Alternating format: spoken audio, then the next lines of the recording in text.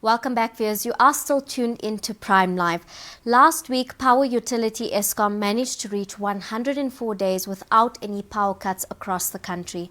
Today, they announced that it will be introducing a load reduction in areas where there is an indiscriminate use of electricity, illegal connections, and where people buy electricity from unauthorized vendors.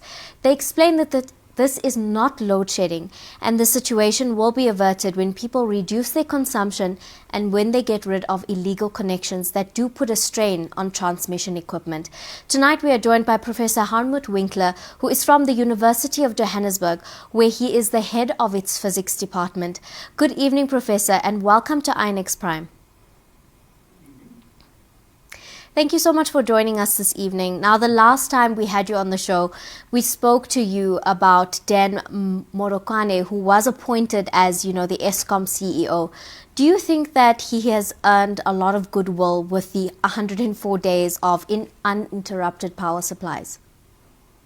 Yes, I think even he would have never dreamt that it would have been as smooth sailing as it turned out to be.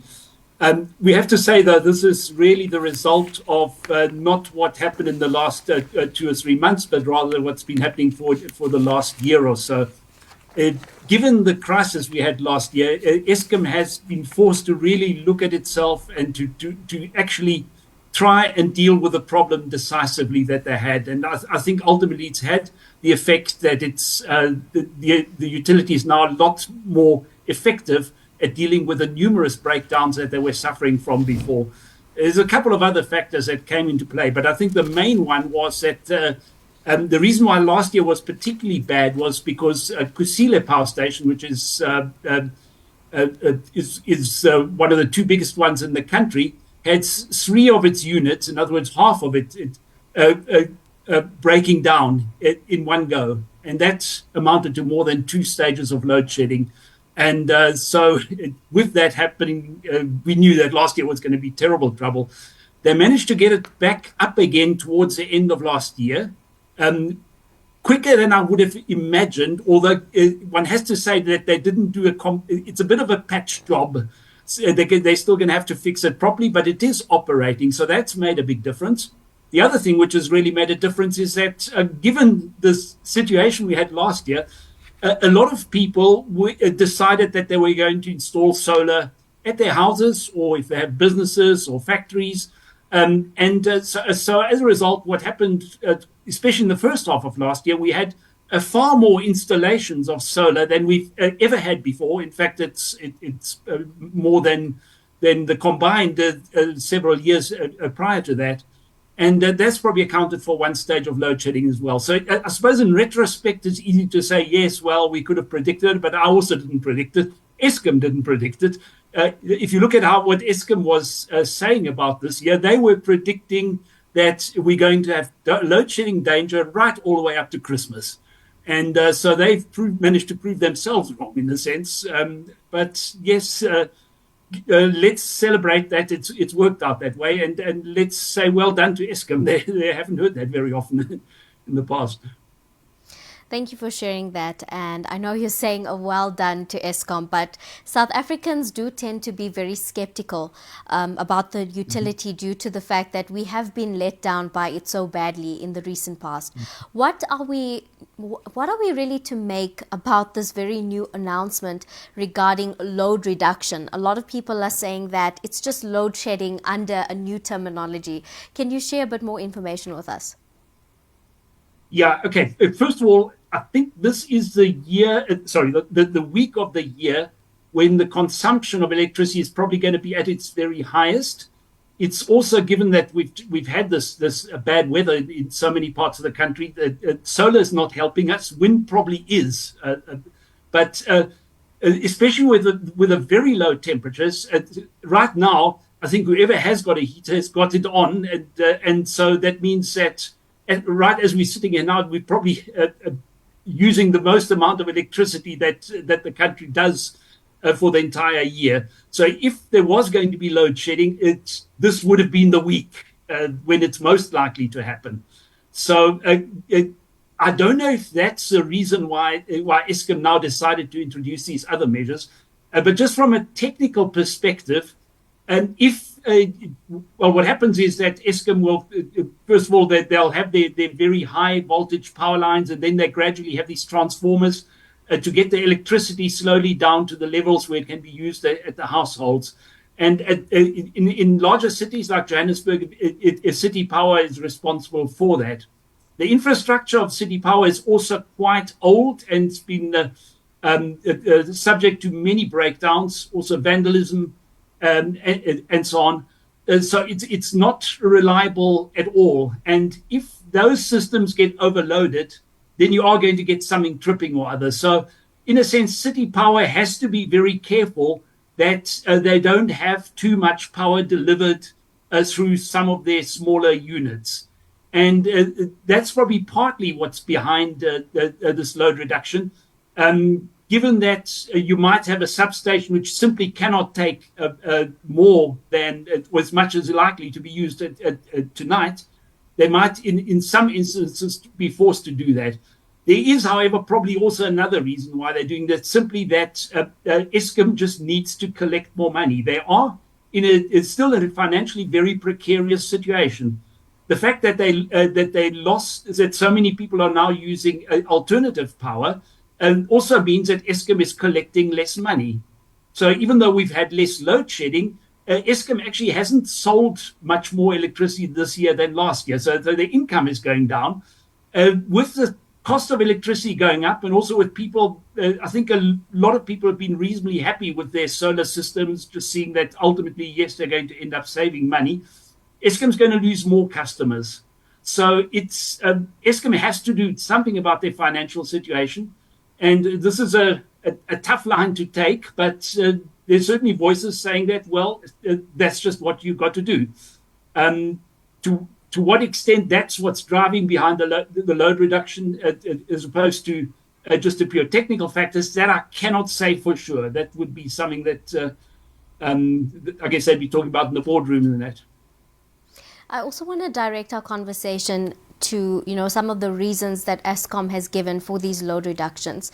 Now, Eskom has been blaming illegal connections and bridged electricity meters for forcing its hand to reduce the pressure on transformers and other equipment as well. How adversely can an illegal connection impact the distribution of power?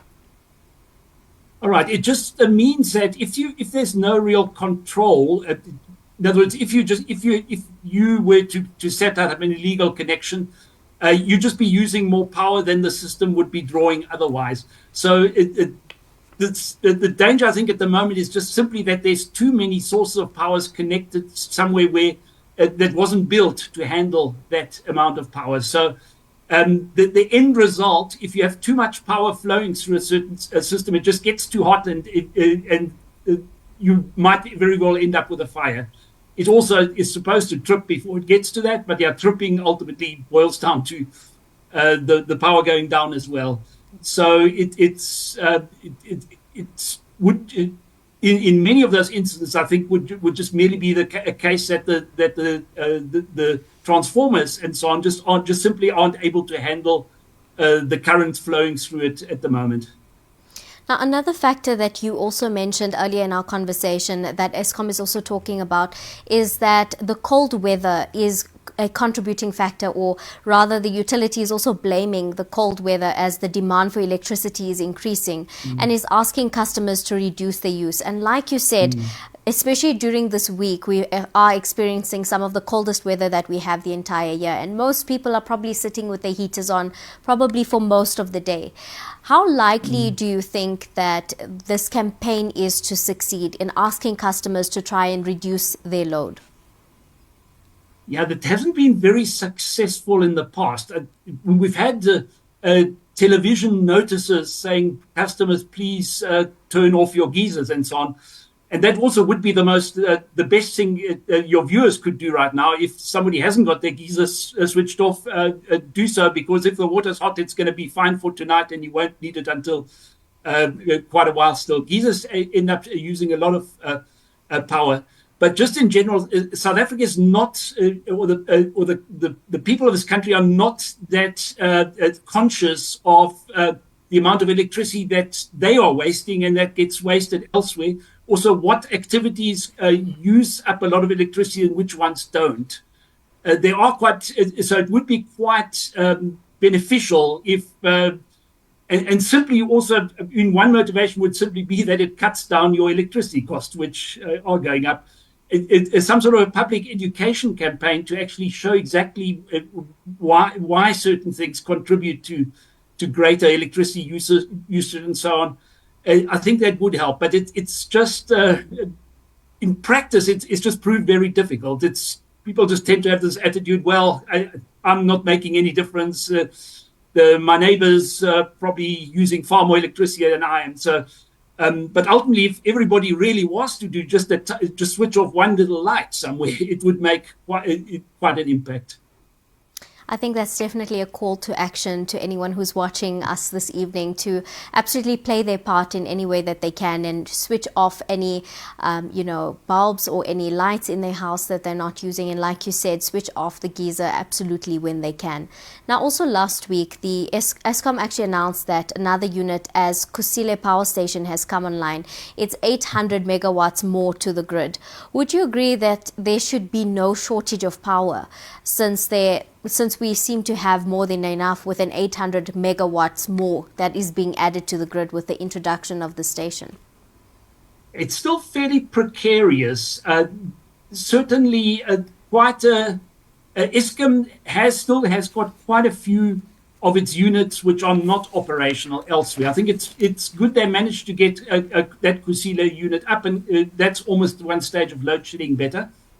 But it's still, if we have, I can't tell you that we're not going to have load shedding tomorrow. We might have some units tripping overnight, in which case Eskom might be pushed over that limit where they're forced to institute load shedding. So we are still quite close to the edge, if you like, and so it's. I don't think we're anywhere close to the place where we can say, well, it's back to the good old times where we didn't need to worry about load shedding. At the moment, the electricity availability factor is sitting at about 68%. Now, that's quite a lot better than it was last year when it was sitting at times it was going down to 50%. But they would like to be above 80%. So ultimately, they'll still need to do fix a few more of or still do better at fixing their stations. Yes, the one unit of Kusile came up. There's one last one that they need to get going. There's a Kuberg at the moment is operating at half power because one of the units is getting its life extension.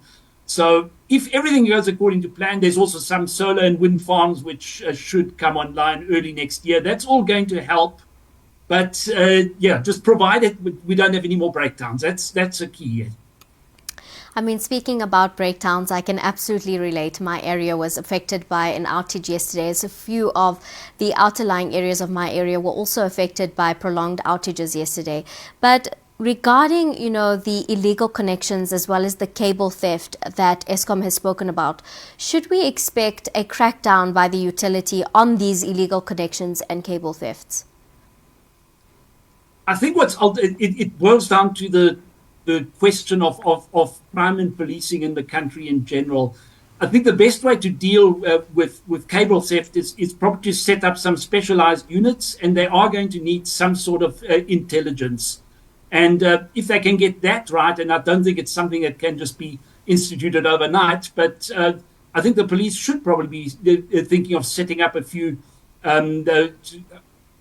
police groups, police clustered units that are specialized in that and that really try and deal with the syndicates behind that, because just catching the individuals isn't going to ultimately stop the problem.